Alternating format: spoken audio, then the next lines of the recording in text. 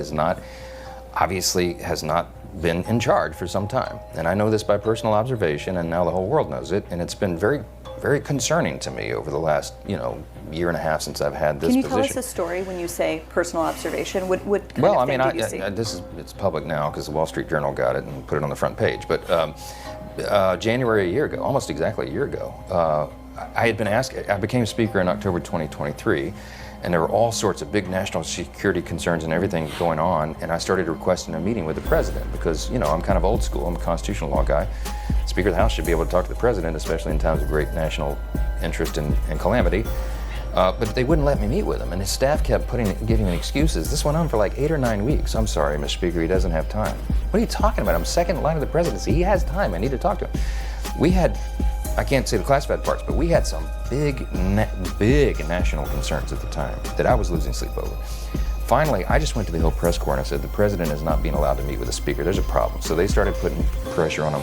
Long story short, they finally relented. They invited me to the White House. I show up and I realize it's actually an ambush because it's not just me and the President. It's also Kamala Harris, Chuck Schumer, Hakeem, the CIA director, everybody. And then, so I walked in the Oval and, I know what this is. They're going to hotbox the Speaker on Ukraine funding. That's what it was. This is probably third week of January.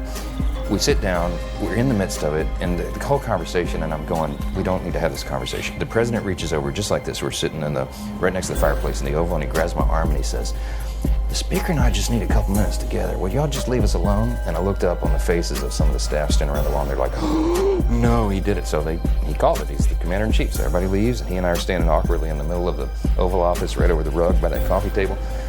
And I said, Mr. President, thanks for the moments. This is very important. I got some big national security things I need to talk to you about that I've heard and I think you know, and what do we do? But first, real quickly, Mr. President, can I ask you a question?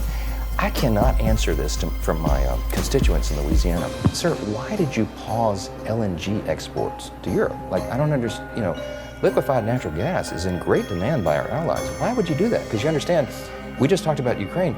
You understand you're fueling Vladimir Putin's war machine because they got to get their gas from him, And he looks at me, stunned with this, and he said, I didn't do that. I said, Mr. President, yes, you did. It was an executive order 3 weeks ago. He goes, no, I didn't do that. And he's arguing with me. I said, Mr. President, respectfully, could I go out here and ask your secretary to print it out? We'll read it together. You definitely did that. And he goes, oh, you talk about natural gas. Yes, sir. He said, no, you misunderstand. He said, what I did is I signed this thing we're gonna conduct a study on the effects of LNG. I said, no, you're not, sir. You paused it. I know, I have the export terminals in my state. I talked to those people this morning. This is doing massive damage to our economy, national security.